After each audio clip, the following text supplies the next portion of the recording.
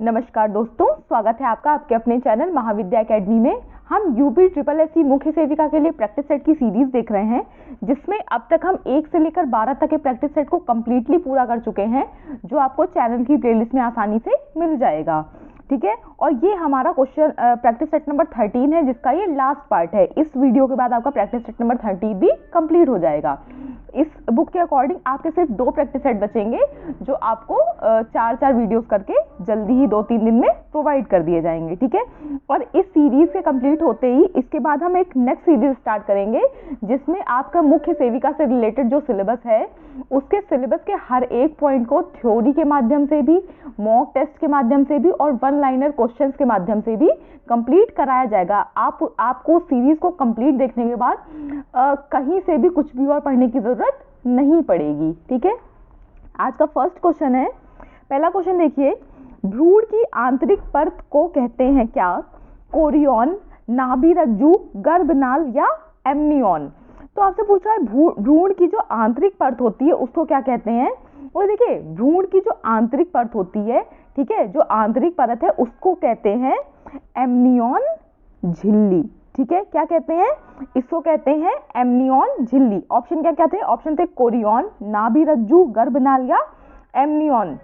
तो इसको कहते हैं एमनियन झिल्ली।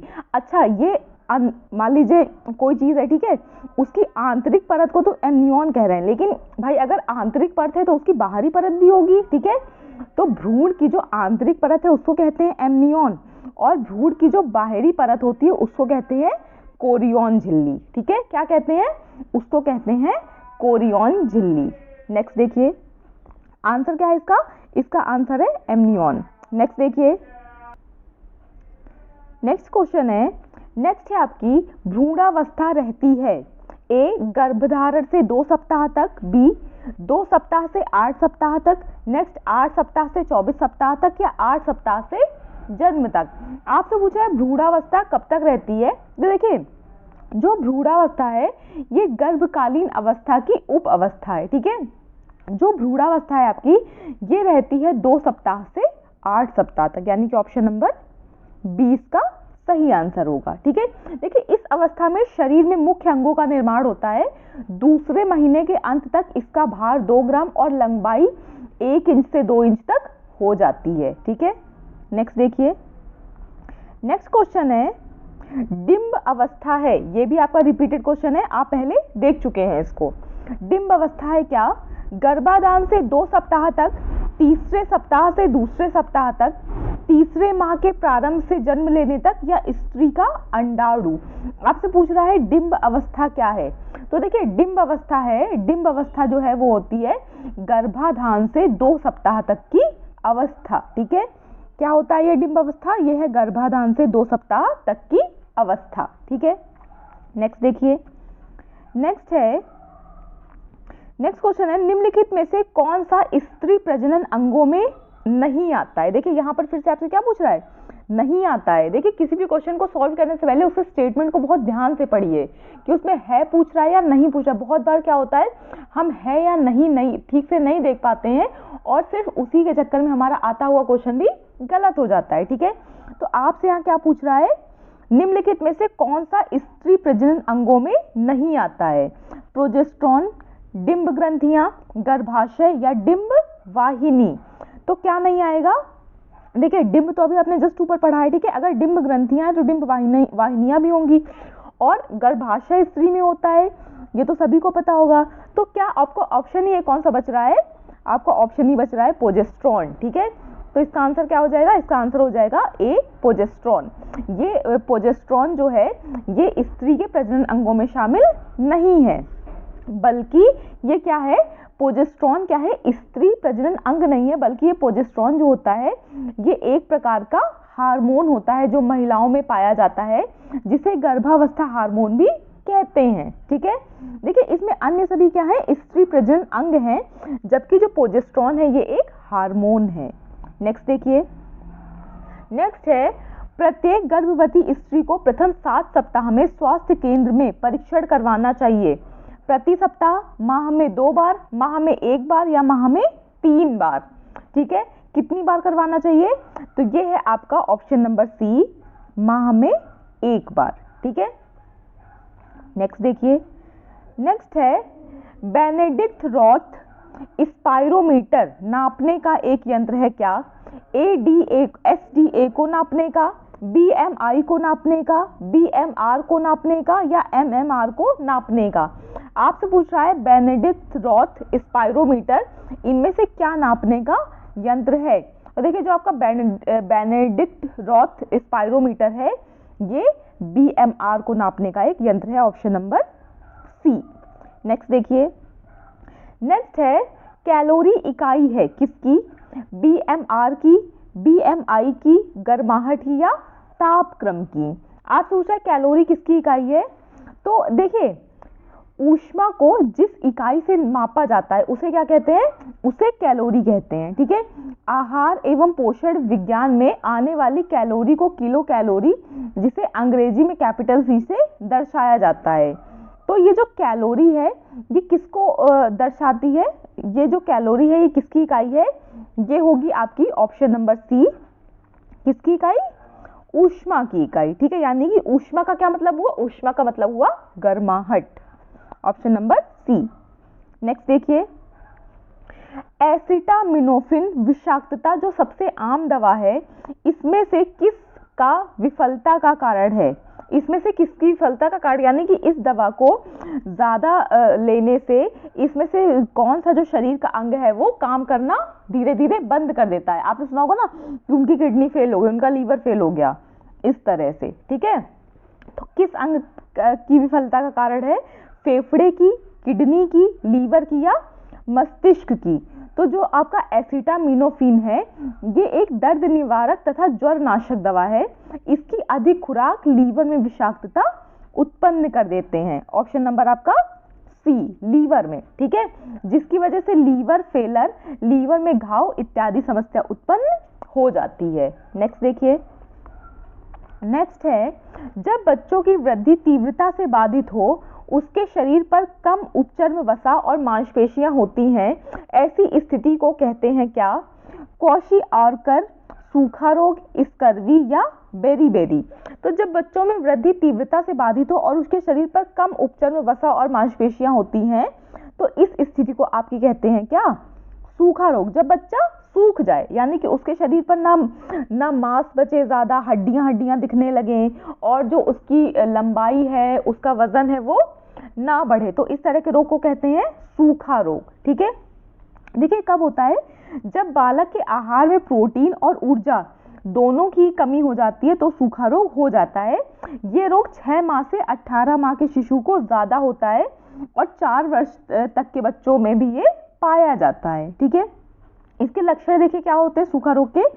सूजन बिल्कुल नहीं होती है, वजन क्या है? अत्यंत कम हो जाता है, शिशु की लंबाई में वृद्धि नहीं होती है और शिशु जो है वो अपनी उम्र से ज़्यादा का दिखाई देने लगता है। मान लीजिए कि अगर वो 4 साल का है तो वो लगेगा कि वो 6, 7, 8 साल का है, ठीक है। नेक्स्ट देखिए, नेक्स्ट है उच्च प्रोटीन आहार दिया जाता है कुपोषण की दशा में, मोटापे की दशा में, रक्तचाप की दशा में या रक्ताल्पता की दशा में?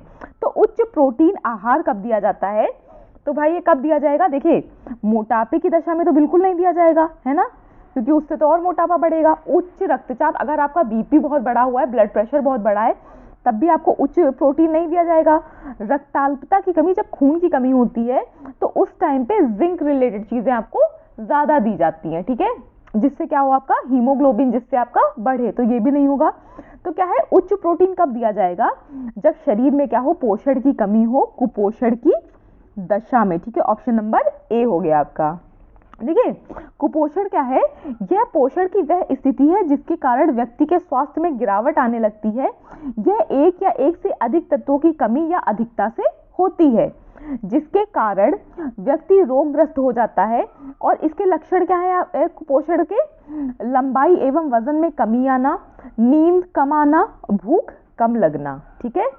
तो इसका आंसर क्या है? इसका आंसर है ऑप्शन नंबर ए, कुपोषण की दशा में। नेक्स्ट देखिए, नेक्स्ट है शरीर में कार्य पर भोजन का अध्ययन के रूप में परिभाषित है क्या? इसमें से विज्ञान, खाद्य विज्ञान, पथ्य या पोषण? तो क्या है इसमें? शरीर में कार्य पर भोजन का अध्ययन के रूप में जो आपका परिभाषित है, ये है आपका ऑप्शन नंबर डी, पोषण यानी कि न्यूट्रिशन। ठीक है, ऑप्शन नंबर डी होगा इसमें। नेक्स्ट देखिए, नेक्स्ट है सीवेज शुद्धिकरण के लिए जैविक क्रिया की विधि है कौन सी? सेप्टिक टैंक, कृत स्लज प्रक्रिया, सीवेज फार्मिंग या उपर्युक्त सभी।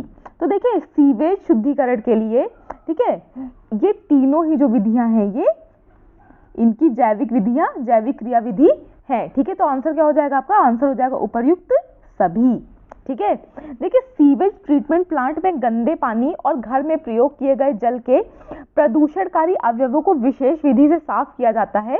इसको इसको साफ करने के लिए भौतिक, रासायनिक और जैविक विधि का प्रयोग किया जाता है। इसके माध्यम से दूषित पानी को दोबारा प्रयोग में लाने लायक बनाया जाता है। जैविक सीवेज उपकरण प्रणाली एक बड़ी प्रक्रिया का एक छोटा सा हिस्सा होती है। ठीक है, तो इन तीनों के नाम याद रखिएगा सीवेज शुद्धिकरण के। कौन कौन सी है ये है सेप्टिक टैंक, कृत स्लज प्रक्रिया और सीवेज ट्रीटमेंट प्रक्रिया या सीवेज फार्मिंग। नेक्स्ट देखिए, नेक्स्ट क्वेश्चन है, इसका नाम बर्ताव या आचरण को दिया जाता है जो जब दोहराया जाता है तो स्वचालित हो जाता है। कौन सा? कार्यसूची, जिद, गति या आदत। ठीक है, देखिए आपकी कोई चीज आपके व्यवहार में कब उतर जाती है? जब वो आपकी आदत बन जाती है। ठीक है, और कोई चीज आपकी आदत कैसे बनती है? किसी काम को आप एक दिन करेंगे तो वो आपकी आदत नहीं बनेगी, लेकिन जब उसी काम को आप कई दिनों तक लगातार करते रहेंगे तो वो क्या हो जाएगा? वो आपकी आदत में शामिल हो जाएगा। ठीक है, दो क्या है? वो नाम, बर्ताव या आचरण जो जब दोहराया जाता है तो स्वचालित हो जाता है। इस तरह की चीज को क्या कहते हैं? इस तरह की चीज को कहते हैं आदत यानी कि हैबिट। नेक्स्ट देखिए, नेक्स्ट है तेलिया मछलियों के उस घटक का नाम बताइए जो कि बच्चों में मस्तिष्क के विकास में मदद करता है। कौन सा इसमें से आपका जो तेलिया मछली के उस घटक का नाम है? Omega 3 fatty acid, omega 4 fatty acid, omega 5 fatty acid या ओमेगा 6 फैटी एसिड। तो इसमें से कौन सा है? ये है आपका ऑप्शन नंबर ए। ये आपने बहुत सुना होगा, इसके एड्स वगैरह आते हैं। ठीक है, ओमेगा 3 फैटी एसिड। ठीक है, क्या है ये होगा आपका option number A, omega 3 fatty acid. तेलिया मछलियों के उस घटक का नाम ओमेगा 3 फैटी एसिड है जो बच्चों के मस्तिष्क के विकास में मदद करता है। नेक्स्ट देखिए, नेक्स्ट क्वेश्चन है, आहार चिकित्सा में इनमें से किसकी भूमिका अधिक महत्वपूर्ण है? डॉक्टर की, डाइटिशियन की, नर्स की या गृहिणी की? तो किसकी है? तो देखिए आहार चिकित्सा में जो सबसे महत्वपूर्ण भूमिका है ये है आपकी डाइटिशियन की। ठीक है, आहार चिकित्सा, देखिए अगर क्या होता आहार प्रबंधन में होता तो क्या होता? गृहिणी होता। ठीक है, और डॉक्टर और नर्स आपको जो कंप्लीट बैलेंस डाइट होती है उसके लिए वो नहीं करते। इसमें जो अगर सबसे प्रमुखता से नाम लिया जाएगा तो डाइटिशियन का होता है। डाइटिशियन का तो काम ही यही है ना कि वो जो आपकी डाइट है उसको कैसे आपकी बॉडी आपकी हेल्थ के अकॉर्डिंग मैनेज करे। ठीक है, तो क्या होगा? डाइटिशियन होगा। नेक्स्ट देखिए, नेक्स्ट है वस्तुनिष्ठ परीक्षण मुख्यतः आधारित होते हैं किस पर? स्मरण पर, चिंतन शक्ति पर। नेक्स्ट है सृजनात्मकता, लेखन कौशल पर। ठीक है, सी ऑप्शन है आपका सृजनात्मकता पर और डी है आपका लेखन कौशल पर। तो वस्तुनिष्ठ जो परीक्षण है ये मुख्यतः आधारित होते हैं किस पर? ये मुख्यतः आधारित होते हैं आपके स्मरण पर। ठीक है, ऑप्शन नंबर ए। नेक्स्ट देखिए, नेक्स्ट है सभी संस्कृतियों में शिशु लगभग एक ही आयु में तुतलाना आरंभ करते हैं जो यह दर्शाता है कि यह व्यवहार प्रभावित होता है इसके द्वारा। इनमें से किसके द्वारा? मॉडलिंग द्वारा, प्रबलन यानी कि रीइंफोर्समेंट के द्वारा, परिपक्वन या मैच्योरेशन के द्वारा या पर्यावरण के द्वारा। तो देखिए ये जो आपका बच्चे जब देखिए हर किसी भी समाज में, चाहे वो अफ्रीका के बच्चे हों, चाहे वो एशिया के बच्चे हों, चाहे वो यूरोप के बच्चे हों, चाहे अमेरिका के बच्चे हों, क्या है वो लगभग एक ही एज में बोलना, चलना, तुतलाना और मतलब जो घुटने के बल चलना है ये सीखते हैं, तो इससे क्या वो होता है कि ये जो व्यवहार है किसके अंतर्गत आता है, ये आता है आपका प्रबलन या रीइंफोर्समेंट के अंतर्गत, ऑप्शन नंबर बी। नेक्स्ट देखिए, तनाव यह संचारण के लिए क्या अवरोधक है, ठीक है, सामाजिक, सांस्कृतिक, मनोवैज्ञानिक या भौतिक। तो देखिए तनाव यह संचारण मनोवैज्ञानिक अवरोध है। किस तरह का अवरोध है ये मनोवैज्ञानिक अवरोध है। भाई अगर आप किसी को चीज को लेके स्ट्रेस में है, ठीक है, तो इससे आपका सोशल क्या दिक्कत हो रही है, ना आपकी कोई इससे कल्चरल दिक्कत हो रही है, ना इससे कोई फिजिकल दिक्कत हो रही है। अगर आप मेंटली डिस्टर्ब है तो सबसे ज्यादा दिक्कत तो आपको क्या होगी, आपको मनोवैज्ञानिक तरीके से होगी, ऑप्शन नंबर सी। नेक्स्ट देखिए, नेक्स्ट है ठोस पूरक भोज्य पदार्थ नहीं है, इनमें से क्या, मसली हुई सब्जी, मसले हुए फल, उबला हुआ अंडा या जल, ठीक है। ये बताइए कोई भी लॉजिक है इस क्वेश्चन को पूछने का, ठोस ही लिखा है जब, तो ऑब्वियस है कि आंसर क्या होगा, जल होगा। अगर यहाँ पूछा ठोस नहीं है, ठीक है, तो आंसर क्या होगा, आंसर होगा इसका जल। बाकी ये जो तीनों ही चीजें हैं ये ठोस पूरक भोज्य पदार्थ में आएंगी, जबकि आपका जल जो है, जल एक तरल पदार्थ है। नेक्स्ट देखिए, नेक्स्ट है शिशुओं को पूरक आहार देना प्रारंभ करना चाहिए 3 माह की आयु से, 5 माह की आयु से, 4 माह की आयु से या 6 माह की आयु से। तो जो शिशु है उसको दूध के अतिरिक्त दिए जाने भोज्य पदार्थों को पूरक भोज्य पदार्थ कहा जाता है या पूरक आहार कहा जाता है, और सामान्य रूप से 6 माह के शिशु को पूरक आहार दिया जाना प्रारंभ करना चाहिए। तो ऑप्शन नंबर हो जाएगा इसका डी। आपने कई बार सुना होगा कि जब बच्चे को 6 माह तक, यानी कि उसके जन्म से 6 माह तक सिर्फ माँ का दूध देना चाहिए और उसके बाद से उसको कुछ चीजें आहार में देनी चाहिए। नेक्स्ट देखिए, नेक्स्ट है प्रभावी संचार की भाषा संबंधी बाधा है क्या, अनेकार्थी शब्दों का प्रयोग, कठिन शब्दों का प्रयोग, ए व बी दोनों, या सरल शब्दों का प्रयोग। जो आपका प्रभावी संचार है इसकी भाषा संबंधी बाधा क्या है, तो ऑप्शन इसका ए और बी दोनों ही क्या है, अनेकार्थी शब्दों का प्रयोग और कठिन शब्दों का प्रयोग, दोनों ही क्या है जो प्रभावी संचार है। आप किसी से बात कर रहे हैं, ठीक है, तो आप अलग अलग शब्दों का यूज कर रहे हैं जिसका उसको मतलब ही नहीं पता है, या एक ही वर्ड के बहुत सारे मीनिंग हो गए, या आप इतने कठिन शब्दों का प्रयोग कर रहे हैं कि जो सामने वाले को समझ ही नहीं आ रहा है, तो ये एक प्रभावी संचार तो नहीं हो पाएगा, है ना। प्रभावी संचार वो होता है जिसको दोनों ही लोग पूरी तरह से समझ पाए और अपनी क्या दे पाए, राय दे पाए, ठीक है। तो क्या होगा इसमें, ऑप्शन हो जाएगा ए व बी दोनों। नेक्स्ट देखिए, नेक्स्ट है परामर्श का उद्देश्य होता है। परामर्श का उद्देश्य तो आप पिछले प्रैक्टिस सेट में कम से कम 6-7 बार देख चुके हैं, ठीक है। क्या, रोगी की समस्याओं को सुनना, रोगी की आवश्यकताओं को पहचानना, मुख्य समस्या पर ध्यान केंद्रित करना, या उपर्युक्त सभी। तो देखिए ये जो तीनों ही है ना, ये तीनों ही आपके परामर्श के उद्देश्य हैं, ठीक है। रोगी की समस्या को सुनना भी, उसकी आवश्यकता को पहचानना भी, और मुख्य जो समस्या है उस पर ध्यान भी केंद्रित करना, ये तीनों ही क्या है, ये तीनों ही परामर्श का उद्देश्य होता है। नेक्स्ट देखिए, नेक्स्ट है यूनिसेफ के सदस्य राष्ट्रों की संख्या कितनी है, ये भी आपका रिपीटेड है क्वेश्चन। 180, 190, 195 या 198 है, ठीक है। तो यूनिसेफ देखिए वर्तमान में जो यूनिसेफ है उसमें 190 देशों में अपनी सेवाएं संचालित कर रहा है, ठीक है। तो यूनिसेफ के जो सदस्य राष्ट्र हैं वो वर्तमान में कितने हैं, ये हैं 190। नेक्स्ट देखिए, नेक्स्ट है संयुक्त राष्ट्र जनसंख्या कोष के अनुसार वर्तमान में विश्व की कुल प्रजनन दर कितनी है, 2.1, 2.2, 2.3 या 2.4। तो क्या है आपका जो वर्तमान में आपका संयुक्त राष्ट्र जनसंख्या कोष के अनुसार जो विश्व की कुल प्रजनन दर है, यानी कि टोटल फर्टिलिटी रेट जो है आपका, कुल प्रजनन दर यानी कि टोटल फर्टिलिटी रेट है वो कितना है, ये आपका ऑप्शन नंबर डी 2.4। किसके अनुसार है, आपको ये याद रखना जरूरी है, किसके अनुसार, संयुक्त राष्ट्र जनसंख्या कोष के अनुसार। नेक्स्ट देखिए, नेक्स्ट है आपका, ये भी आपका रिपीटेड है क्वेश्चन, अंतरराष्ट्रीय रेड क्रॉस समिति की स्थापना कब हुई थी, ठीक है। आपसे क्या पूछ रहा है, जो अंतरराष्ट्रीय रेड क्रॉस समिति है इसकी स्थापना कब हुई थी, 1856 में, 1859 में, 1861 में या 1863 में। तो देखिए जो आपकी अंतरराष्ट्रीय रेड क्रॉस सोसाइटी है इसकी स्थापना आपकी हुई थी ऑप्शन नंबर डी 1863 में। ठीक है, देखिए ये समिति विश्व भर में युद्ध, आपदा, हिंसा से पीड़ित लोगों की सहायता करने में तत्पर है। इस समिति के कार्य जेनेवा कन्वेंशन 1949 के निर्देशों के अनुरूप होते हैं।